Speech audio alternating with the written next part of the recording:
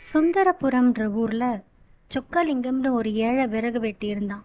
அவன் அன்னன்னைக்கு மரங்களை வெட்டி அதை எரித்து கறியாக்கி ஊரில் கொண்டு போய் விற்றுட்டு வருவான். அதில் வர வருமானத்தை வச்சு தான் அவன் குடும்பத்தை நடத்தி வந்தான்.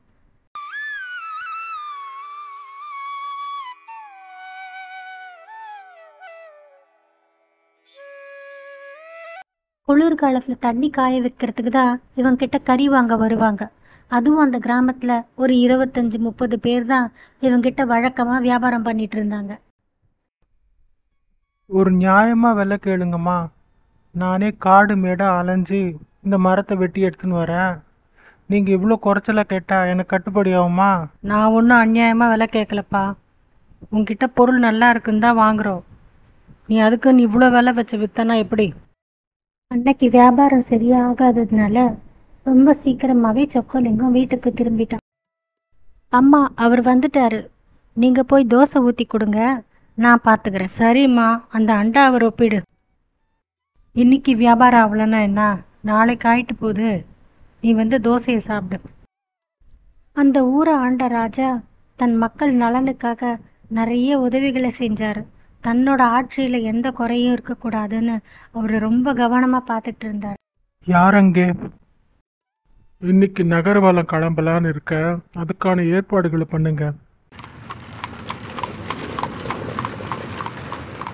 அன்னைக்கு அவன் மரம் வெட்ட போறப்போ ஒரு மரம் கூட வெட்டுற பக்குவத்திலேயே இல்லை. சொக்கலிங்கத்துக்கு ரொம்ப ஏமாற்றமா போச்சு.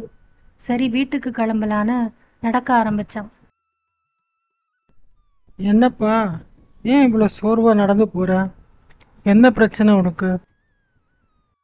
அது ஒன்றும் இல்லை ஐயா. காட்டில் உள்ள மரங்களெல்லாம் வெட்டி அதை எரித்து கறியாக்கி அதை எடுத்துன்னு போய் ஊரில் விற்றுட்டு வருவேன். அதுதான் என்னோட தொழில். அதை தவிர வேறு எதுவும் தெரியாது எனக்கு. இன்னைக்கு பார்த்தா எந்த மரமும் விறகு காவலை. அதனால் வெறும் கையோடு தான் வீட்டுக்கு போகிறேன். என் வீட்டில் இருக்கவங்க நான் எதனா வாங்கிட்டு வருவேன்னு ரொம்ப எதிர்பார்த்துட்ருப்பாங்க.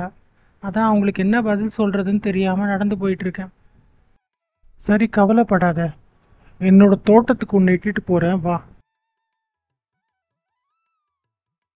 இதோ பார், இந்த தோட்டத்தை உனக்கு பரிசாக கொடுக்குறேன். இதை வச்சு உன் வாழ்க்கையை சுகமாக நடத்து. சொக்கலிங்கமும் அந்த தோட்டத்தில் இருக்க மரத்தை ஒன்று ஒன்றா வெட்டி எரித்து கறியாக்கி ஊரில் கொண்டு போய் வித்துட்டு இருந்தான். ஆனால் பழைய மாதிரியே தான் அவன் வாழ்க்கை இருந்தது. வறுமை அவனை விட்டு போகலை.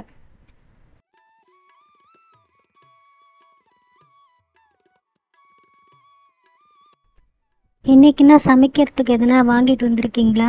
வீட்டில் ஒரு பொருளும் இல்லை. இன்னைக்கு வியாபாரமே சரியா ஆகலை. என் கையில் இப்போ காசு இல்லை. என்ன பண்ண சொல்கிறேன்? என்ன?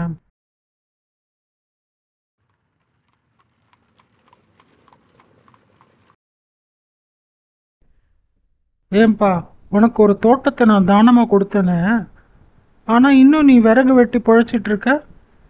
என்ன ஆச்சு இந்த தோட்டத்துக்கு? அந்த தோட்டத்தில் இருக்க மரத்தை தான் ஐயா தினமும் நான் வெட்டி கறியாக்கி வித்துக்கிட்டு இருக்கேன். அட கடவுளே, நான் உனக்கு கொடுத்தது சந்தன மர தோட்டம். அதை போய் வெட்டி கறியாக்கி வித்துக்கிட்டு இருக்கியே, எவ்வளோ பெரிய முட்டாள் நீ! இன்னும் எத்தனை மரம் இருக்கு? இன்னும் ஒரு 30 மரம் இருக்கு ஐயா. அதையாவது விட்டு வச்சியே. அந்த சந்தன மரத்தை என்ன வெட்டி வியாபாரம் செஞ்சு உன் வறுமையை போக்கிக்கோ.